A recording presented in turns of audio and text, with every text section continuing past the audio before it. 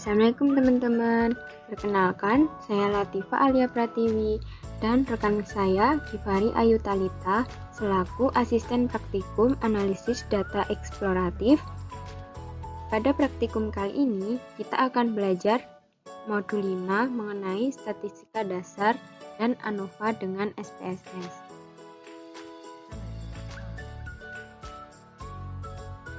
Sebelum kita masuk ke materi, kita harus tahu nih apa itu SPSS. SPSS adalah sebuah program aplikasi yang memiliki kemampuan untuk menganalisis statistik cukup tinggi serta sistem manajemen data pada lingkungan grafis dengan menggunakan menu-menu deskriptif dan kotak-kotak dialog yang sederhana sehingga mudah dipahami untuk cara pengoperasiannya.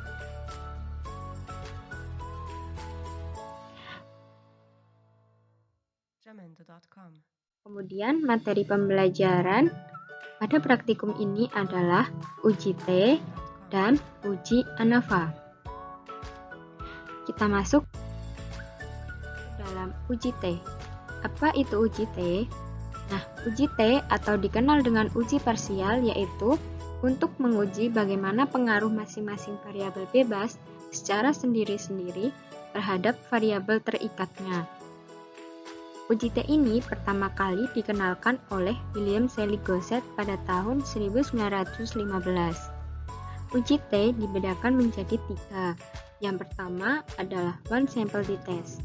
One sample t-test digunakan jika rata-rata suatu variabel tunggal dibandingkan dengan suatu nilai konstanta tertentu.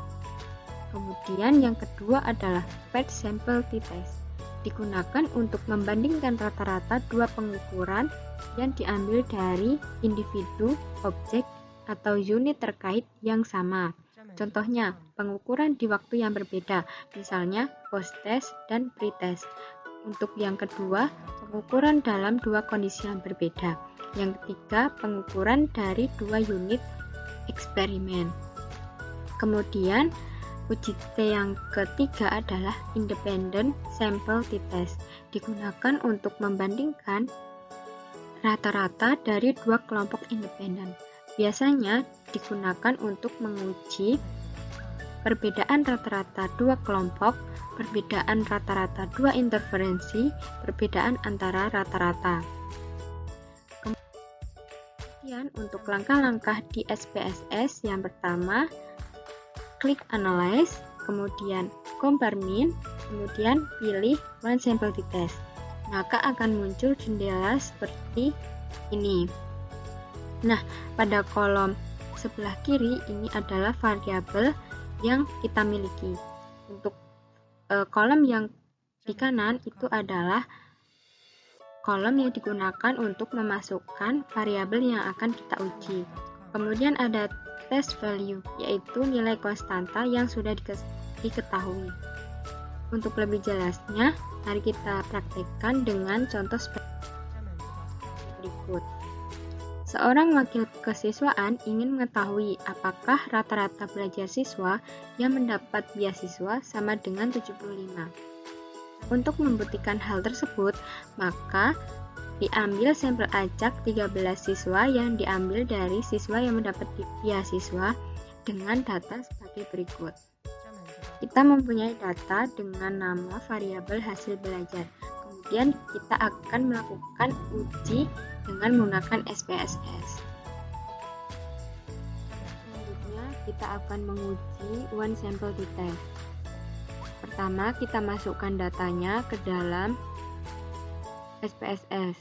Selanjutnya, kita klik variabel view. Kita ganti nama variabelnya menjadi hasil belajar.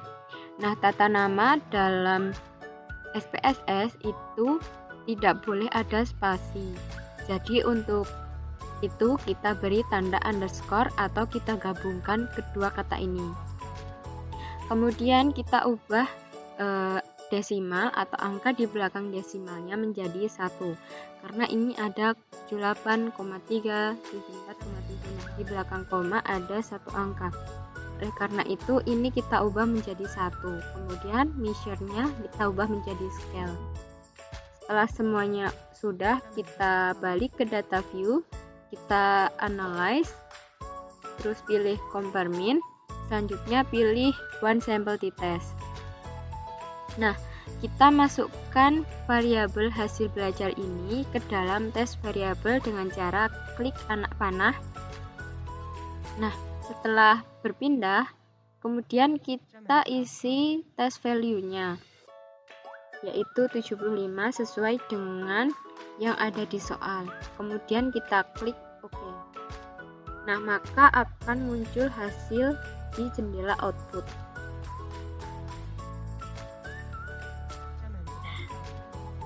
Pada hasil one sample t-test yang kita peroleh dari SPSS, kita dapatkan dua tabel. Yang pertama one sample statistik, yang kedua one sample test. One sample statistik itu berisi nilai-nilai deskriptif statistik.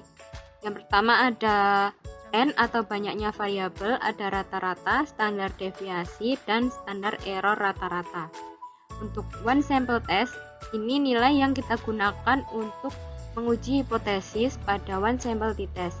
Yang pertama ada variabel T atau hasil dari T hitung, yaitu 3,029. Ada derajat freedom atau derajat kebebasan, yaitu sebesar 11. Nah, ini cara memperolehnya dengan 12 dikurangi 1.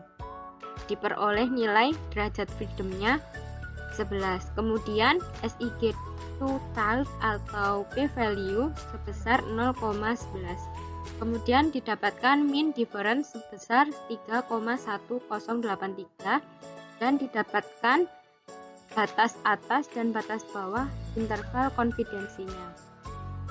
Kemudian kita lakukan uji hipotesis dengan H0, mu sama dengan 75, H1, mu tidak sama dengan 75 dengan signifikansi alfa 0,05. Daerah kritis, T hitung lebih besar T tabel atau SIG atau p-value kurang dari alfa, maka dia tolak H0. Didapatkan keputusan T hitung sebesar 3,029 lebih besar dari T tabel yang kita peroleh dari tabel T, di mana derajat bebasnya 11 dan tingkat signifikansinya 0,05, maka diperoleh 2,20099 atau kita bulatkan menjadi 2,201 atau p-value sebesar 0,011 lebih kecil dari 0,05. Maka dari hasil tersebut dapat kita tarik kesimpulan dengan tingkat kepercayaan 95%, maka data yang ada mendukung untuk tolak H0, yang artinya nilai rata-rata tidak sama dengan 75. Kemudian kita masuk ke uji T yang kedua, yaitu per sample t-test, di mana langkah-langkah dalam SPSS-nya adalah dengan cara klik menu Analyze, kemudian Compare Mean, kemudian pilih Per Sample t-test. Akan muncul jendela Per Sample t-test. Di kolom sebelah kiri ada kolom yang digunakan untuk menampilkan variabel-variabel yang kita miliki. Kolom yang sebelah kanan digunakan untuk memasukkan variabel yang akan kita uji per sampel t-testnya. Kemudian kita pilih option, maka akan muncul jendela per sampel t-test option, yang kemudian kita pilih konfidensi intervalnya 95% dan missing value-nya kita pilih exclude guess analyze by analyze. Nah, untuk lebih jelasnya mari kita praktekkan contoh berikut. Seorang guru melihat apakah metode belajar yang disampaikan menambah pemahaman siswanya. Untuk itu, ia melakukan post-test di mana menguji siswa sebelum guru menyampaikan materi, dan pre-test di mana ujian setelah guru menyampaikan materi. Berikut adalah datanya. Data ini diambil dari satu siswa yang diuji dalam dua kondisi atau dalam dua waktu, pre-test dan post-test. Kemudian kita akan melakukannya di SPSS. Untuk selanjutnya, kita buka SPSS-nya, kemudian kita masukkan data untuk uji part sample t-test. Nah, part sample t-test itu kan untuk menguji suatu individu yang sama tetapi dalam dua kondisi yang berbeda atau dalam dua waktu yang berbeda. Nah, di sini karena ini uji part sample t-test, maka pada satu individu akan diambil nilainya sebelum dia diberi materi dan sesudah dia diberi materi. Setelah kita memasukkan datanya, kita langsung mengubah namanya di name. Ingat bahwa nama pada SPSS tidak boleh diberi spasi. Untuk itu kita beri tanda underscore. Yang selanjutnya kita ubah desimalnya atau angka di belakang koma menjadi 0 karena sebelumnya nilai ini adalah nilai yang bukan desimal. Selanjutnya kita ubah skalanya menjadi scale, measure-nya menjadi scale. Nah, setelah semuanya sudah, kita ke data view dan kita pilih analyze, kemudian pilih compare mean, kemudian pilih part sample t-test. Akan muncul jendela part sample t-test. Kemudian untuk variabel pertamanya kita masukkan post test dan variabel keduanya kita masukkan retest. Kemudian kita pilih option. Nah, pada jendela option ini kita tentukan konfidensi intervalnya 95% dan missing value-nya kita pilih exclude case analyze by analyze. Kemudian klik continue dan klik OK. Hasilnya di jendela output. Ada 3 tabel. Kita lanjut ke hipotesisnya. Nah, kemudian kita dapatkan hasil dari part sample t-test. Kita screenshot, kemudian didapatkan 3 tabel. Yang pertama, part sample statistik, yang kedua, part sample correlation, dan yang ketiga adalah part sample test. Nah, yang digunakan untuk menguji hipotesis adalah part sample test, di mana ada variabel-variabelnya mean, standar deviasi, standar error mean, batas atas dan batas bawah, interval konfidensi, nilai t-hitung, derajat kebebasan, dan p-value. Nah, untuk menguji hipotesis kita gunakan t-hitung dan p-value.